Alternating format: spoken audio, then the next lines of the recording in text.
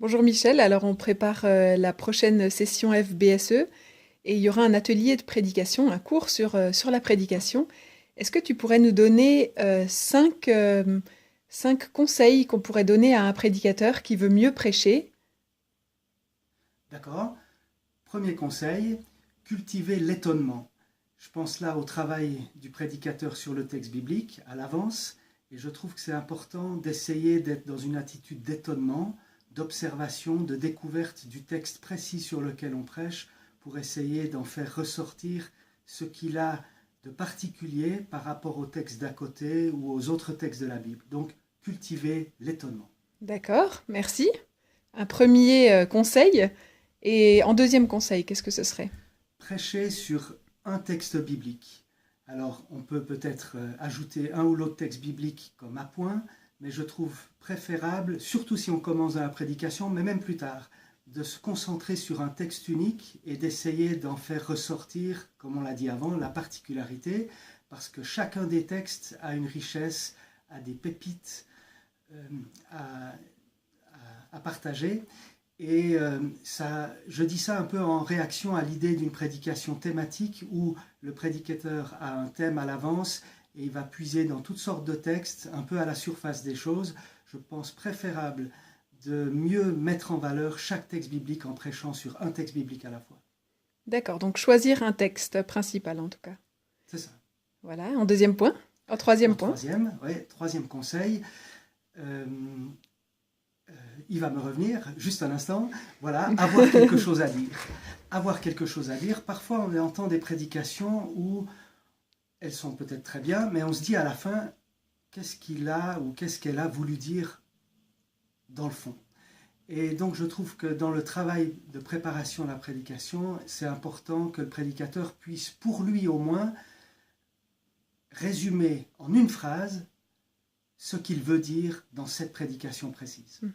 Pour être sûr de transmettre quelque chose qui a du sens et de savoir ce qu'on veut transmettre précisément. C'est ça, et pour que ça soit clair et que ça soit peut-être mieux reçu par l'auditoire, par l'assemblée. Mhm. Merci. Et en quatrième point. Faire de la prédication un événement à vivre. J'entends par là soigner le moment où on transmet la prédication, le dimanche matin par exemple, le soigner ce moment par le vocabulaire utilisé, adapté, mais aussi peut-être par des formes de prédication qui varient. Je pense à la prédication sur un texte précis, on en a parlé avant. On peut prêcher bien sûr de manière thématique si c'est bien fait, mais il y a peut-être encore d'autres types de prédications auxquelles on peut penser, comme la prédication narrative qui raconte une histoire à partir du texte biblique sans que ça soit de la paraphrase. C'est très important de bien distinguer les choses. Ou encore quatrième type de prédication, la prédication interactive où le prédicateur pose des questions à l'assemblée, y réagit, rebondit, apporte sa propre contribution, et ça peut être des questions d'observation du texte, mais aussi des questions d'application de ce qui est dit dans la prédication. Voilà, peut-être encore une autre manière de faire de la prédication un événement à vivre, c'est d'utiliser, pourquoi pas, occasionnellement des symboles adaptés, bien choisis, qui disent autrement le message transmis dans une prédication. Eh bien, il y a de quoi faire et il y a de la diversité possible en la matière.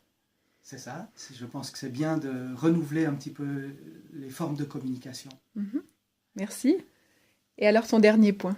Le dernier point, c'est dans une prédication de penser à s'adresser à la réalité humaine des personnes qui sont en face de soi.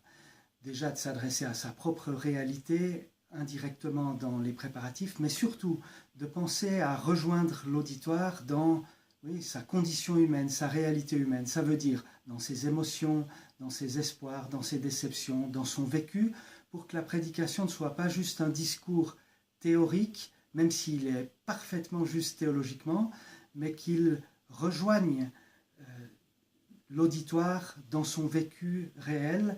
Et je pense qu'alors la parole de Dieu, transmise par les textes bibliques et la prédication, a d'autant plus de force quand ça peut être le cas. Voilà 5 conseils, avec en plus un petit bonus auquel je pense, c'est-à-dire l'idée que pour progresser dans la prédication, c'est bien de demander des retours ou des feedbacks aux personnes qui nous entendent. Ça peut être encore mieux de faire une petite séance comme ça d'évaluation mutuelle entre prédicateurs dans une église locale, et puis pourquoi pas venir au Binnenberg pour suivre une formation à la prédication. Merci beaucoup Michel pour ces conseils, c'est très précieux.